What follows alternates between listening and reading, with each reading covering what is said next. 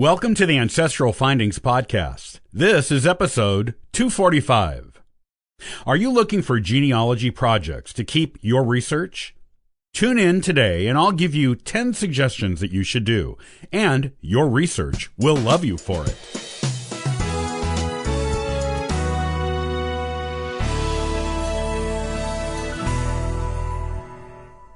It's time to start figuring out what genealogy projects you want to tackle for May. Each month holds its own best genealogical practices that you can incorporate into your regular genealogy research. Here are the 10 must-do genealogy projects for May. Each of these will make your genealogy research and family history narrative richer and more informative for you and others. Enjoy doing these fun and important genealogical projects. Number 1. Research how your ancestors celebrated Mother's Day. Mother's Day has been celebrated since the early 20th century, which means at least 3 generations of your family, and maybe more, have celebrated it. Look into your family history by talking to older relatives, looking at old photographs, and even reading old newspaper articles to discover how your own family traditionally celebrated Mother's Day. Then, include this information in your family tree. Number 2, put on a traditional Mother's Day celebration.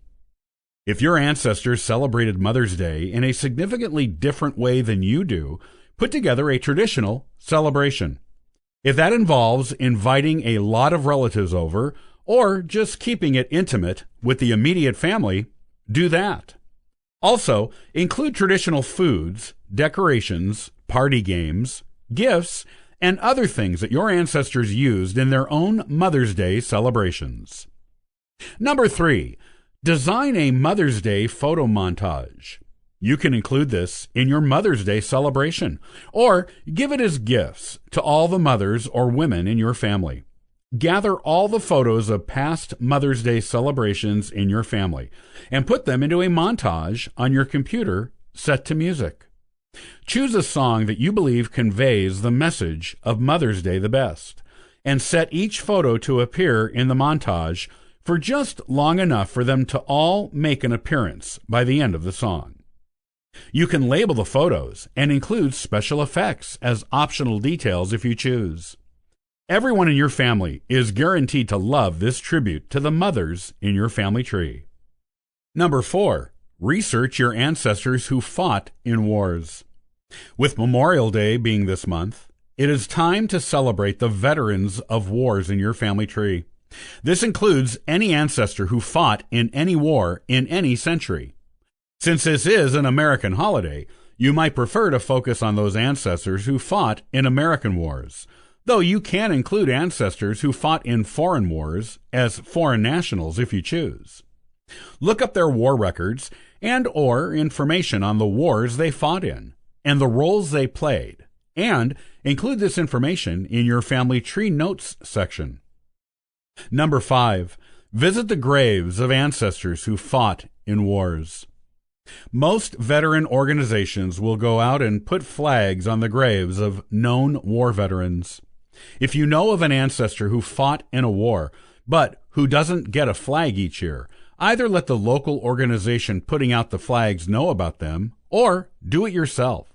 You can also put wreaths or other patriotic, to the times, decorations on their graves. It may only be possible for you to visit local graves in person. However, you can look up other graves on findagrave.com and leave a special Memorial Day note for them on that site. Use a patriotic sticker graphic in your note for extra respect and honor. Number 6, read a new genealogy book. You should always be improving your genealogical skills. Reading books on genealogical research techniques is a good way to do this. Reading one new book on genealogy research each month keeps up your skills and allows you to find new information on your ancestors. Number 7, read a new history book. Learning the history of the times and places your ancestors lived is important to understanding them and their lives. Read one book each month on a time and/or place in which an ancestor lived to improve your knowledge of your forebears. Number 8. Write a new chapter on your family history book. If you are planning on publishing your family history, writing one chapter a month will make it more manageable. You'll be ready to publish before you know it, and it will be easy to do. Collect and organize your books. May is when graduation happens, or is approaching for most schools. Collect all the yearbooks for your family members going as far back in time as you can, and organize them nicely on a shelf, with labels on the spines to indicate who they are for and what year they were published. It makes it easy for relatives to look at the lives of your ancestors in high school. Number 10. Put together a photo album of graduation pictures. Get a small photo album and use it just to put graduation pictures in. Graduation pictures started to become common in the late 1800s, after the Civil War. Collect as many as you can find for your family, going as far back in time as you're able, and put these in an album, in chronological order, and labeled on the back of the photos, and below them on the album pages. It makes a nice tribute to your family's graduates.